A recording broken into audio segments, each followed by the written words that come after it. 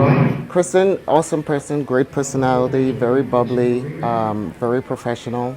My best friend was my training partner when I was a professional cyclist, and she got into doing this figure competing, so I went with her once and watched her compete and thought it looked like a lot of fun, so I kind of just came along with her. We started asking around. We actually asked a guy that we rode bikes with if he knew anyone who could coach us, and he led us to Janice. I grew up on a horse farm. I was a 3-time national champion in equestrian. Then I swam and went to Olympic trials in swimming and full ride swimming scholarship. Then triathlon, which I was kind of so-so at. I was an elite amateur at triathlon, and that through triathlon I discovered the bike. And then I spent 10 years racing as a professional cyclist. I love the training that we do, and I love the camaraderie that training with Janice and my new friends at the gym brings.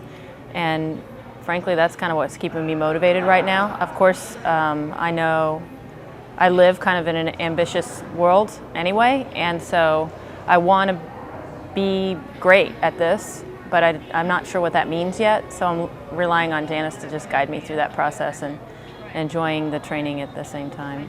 I just sort of have to rely on Janice and let her kind of guide me through this, because I don't understand the process fully, and I know that they judge us and move us around and compare us, and there's a lot of things that go on that you can walk away from the morning competition and think that you're in one spot, and they can move you around again at night. Chances are that you're pretty solid in where you landed this morning, but it's not set in stone. So I think this morning went well, and I'm happy, and I had a good time. Well, at one point I was standing next to Pam, and she and I have been very close friends for many, many years, and that actually gave me a little bit of peace, just to kind of have my buddy right there, and I watched her kind of go through her posing sequence, and it helped me relax and just to know she was there. I'm really focused on doing what I need to do for the judges, and I try to just make it between me and the judges, and that's it.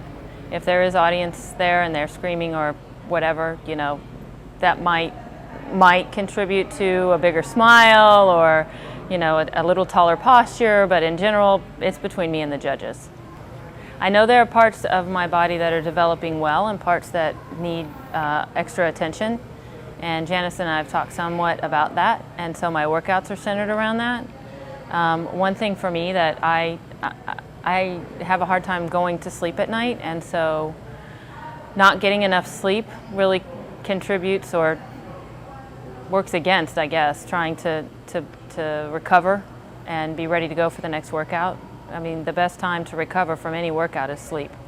So if I could get between 8 and 10 hours of sleep, that would help, but I can't because I'm a night owl. I had to change my body for sure. My cycling body was very bottom half focused, so I had a fairly strong core but not a defined core. And I have very strong legs, but they definitely, it's not about appearances in cycling. Like, this is absolutely about appearances. So I or anyone I was competing with could be incredibly strong and not look it from the outside. Whereas here, it's polar opposite. What you have is what everybody sees. There's no hiding it.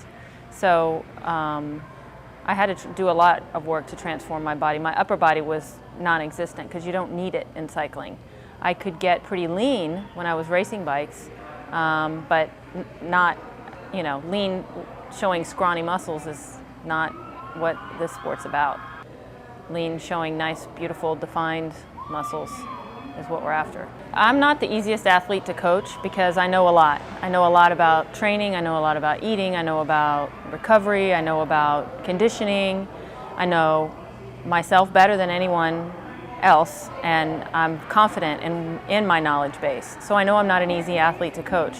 The coach that coaches me has to have confidence in themselves beyond belief, and Janice has that. Like, she brings to me just an incredible amount of confidence, and I'm sure it comes from all of her years of experience of doing what she's done and trained so many people and had success in her own right. So I need that. I need a coach who's strong and confident and believes in themselves, because that trickles right down to me, and it gives me confidence in what we're doing and confidence in what she's telling me and kind of how we're approaching all this. Did an amazing job with her first show with me. Placed first in the open class, in D class and first in her master's class. So just a wonderful outcome for her, and we're very proud of her.